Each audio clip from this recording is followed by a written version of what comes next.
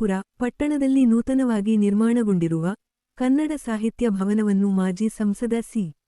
ನಾರಾಯಣಸ್ವಾಮಿ ಉದ್ಘಾಟನೆ ಮಾಡಿದರು. ಭವನದ ನಿರ್ಮಾಣಕ್ಕೆ ಧನ ಸಹಾಯ ಮಾಡಿದ್ದವರನ್ನು ಸನ್ಮಾನಿಸಿದರು. ವಿದ್ಯಾರ್ಥಿಗಳಿಗೆ ಪ್ರತಿಭಾ ಪುರಸ್ಕಾರ ನೀಡಿದರು. ದೇವನಹಳ್ಳಿ ತಾಲೂಕು ಕನ್ನಡ ಸಾಹಿತ್ಯ ಪರಿಷತ್ತಿನ ಅಧ್ಯಕ್ಷರಾದ ನಂಜೇಗೌಡರ ಕೋಶಾಧ್ಯಕ್ಷರಾದ ಮುನಿರಾಜು ರಾಮಾಂಜಿ ನೇತೃತ್ವದಲ್ಲಿ ನೂತನ ಕನ್ನಡ ಭವನ ಉದ್ಘಾಟನೆ ಕಾರ್ಯಕ್ರಮ ಅದ್ದೂರಿಯಾಗಿ ನೆರವೇರಿತು. ಈ ವೇಳೆ ಮಾತನಾಡಿದರು. ಜಿಲ್ಲಾ ಕನ್ನಡ ಸಾಹಿತ್ಯ ಪರಿಷತ್ತಿನ ಅಧ್ಯಕ್ಷ ಬಿ. ಎನ್. ಕೃಷ್ಣಪ್ಪ ಮಾತನಾಡಿದರು.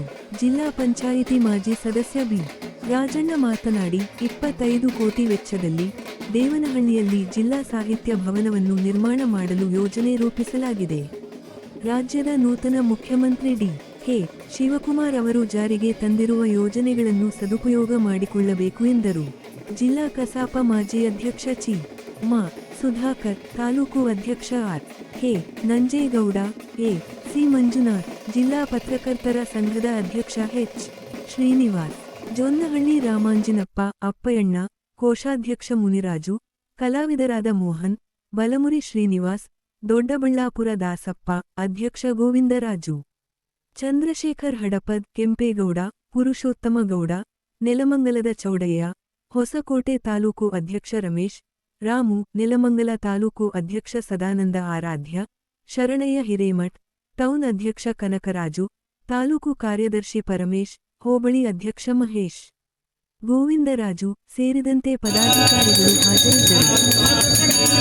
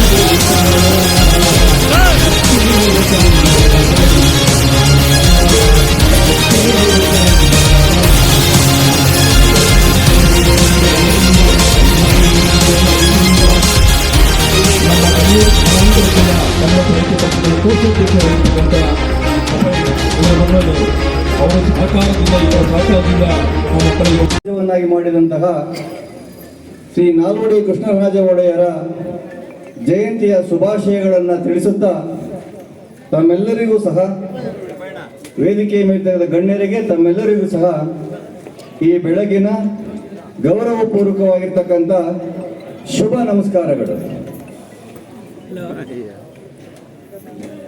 ದೇವನಹಳ್ಳಿ ತಾಲೂಕು ಕನ್ನಡ ಸಾಹಿತ್ಯ ಭವನ ಮತ್ತು ಬೆಂಗಳೂರು ಜಿಲ್ಲಾ ಕನ್ನಡ ಸಾಹಿತ್ಯ ಭವನದ ಉದ್ಘಾಟನೆಯನ್ನು ಮಾಡಿ ವೇದಿಕೆ ಧ್ವಜಾರೋಹಣ ನೆರವೇರಿಸಿ ವೇದಿಕೆ ಮೇಲೆ ಆಸೀನರಾಗಿರ್ತಕ್ಕಂಥ ಸನ್ಮಾನ್ಯ ಶ್ರೀ ಸರಳರು, ಸಜ್ಜನರು, ರಾಜಕೀಯ ಮುತ್ಸದ್ದಿಗಳು, ಮಾಜಿ ಸಂಸತ್ ಸದಸ್ಯರು, ಈಗ ಹಾಲಿ 5ನೇ ಹಣಕಾಸು ಆಯೋಗದ ಅಧ್ಯಕ್ಷರಾಗಿ ಸೇವೆಯನ್ನು ಮಾಡ್ತಾ ಇರ್ತಕ್ಕಂಥ ಆತ್ಮೀಯರು, ಗೌರವಾನ್ವಿತರಾದಂಥ ಸನ್ಮಾನ್ಯ ಶ್ರೀ ನಾರಾಯಣಸ್ವಾಮಿ ಅಣ್ಣನವರೇ, ನಮ್ಮ ಬೆಂಗಳೂರು ಗ್ರಾಮಾಂತರ ಜಿಲ್ಲಾ ಪಂಚಾಯತ್ನ ಮಾಜಿ ಅಧ್ಯಕ್ಷರು, ಗೌರವಾನ್ವಿತರು, ನಮ್ಮ ಕನ್ನಡ ಸಾಹಿತ್ಯ ಪರಿಷತ್ತಿನ ಎಲ್ಲ ಚಟುವಟಿಕೆಗಳಿಗೆ ಸ್ಫೂರ್ತಿಯನ್ನು ಸಹಕಾರವನ್ನು ನೀಡುತ್ತಾ ಬಂದಿರುತ್ತವರು, ಜಿಲ್ಲಾ ಗ್ಯಾರಂಟಿ ಯೋಜನೆ ಪ್ರಾಧಿಕಾರಗಳ ಅನುಷ್ಠಾನ ಪ್ರಾಧಿಕಾರಗಳ ಅಧ್ಯಕ್ಷರು, ಆತ್ಮೀಯರಾದಂಥ ಸನ್ಮಾನ್ಯ ಶ್ರೀ ಬಿ. ರಾಜಣ್ಣನವರೇ, ಪ್ರತ್ಯಕ್ಷವಾಗಿ ಪರೋಕ್ಷವಾಗಿ ಸಹಕಾರ ನೀಡಿದಂತಹ ಎಲ್ಲ ದಾನಿಗಳಿಗೆ ಸಹಕಾರ ಎಲ್ಲ ಗೌರವಾನ್ವಿತರಿಗೆ ಕನ್ನಡ ಮನಸ್ಸುಗಳಿಗೆ ನಾನು ಮೊಟ್ಟ ಮೊದಲ ಬಾರಿಗೆ ಹೃದಯಪೂರ್ವಕವಾಗಿರ್ತಕ್ಕಂಥ ಧನ್ಯವಾದಗಳನ್ನು ಅರ್ಪಿಸ್ತೇನೆ. ಬಂಧುಗಳೇ, ನಮ್ಮ ಕನ್ನಡ ಸಾಹಿತ್ಯ ಪರಿಷತ್ತು ಇವತ್ತು ಅವರನ್ನು ನೆನೆಸ್ಕೊಳ್ಳೇಬೇಕು. ನಾವು ಮೈಸೂರಿನ ಮಹಾರಾಜರು ವಿಶೇಷವಾಗಿ ಇಡೀ ಭಾರತ ದೇಶದಲ್ಲಿಯೇ ಯಾರಾದರೂ ಒಂದು ಭವ್ಯವಾದ ಅರಮನೆ ಕಟ್ಟಿದ್ದಾರೆ, ನೀರಾವರಿಗೆ ಒತ್ತು ಕೊಟ್ಟಿದ್ದಾರೆ, ಈ ಭಾಷೆಗೆ ಒತ್ತು ಕೊಟ್ಟಿದ್ದಾರೆ ಅಂತ ಹೇಳಿದ್ರೆ ಅದು ನಾಲ್ವಡಿ ಕೃಷ್ಣರಾಜ ಒಡೆಯರು.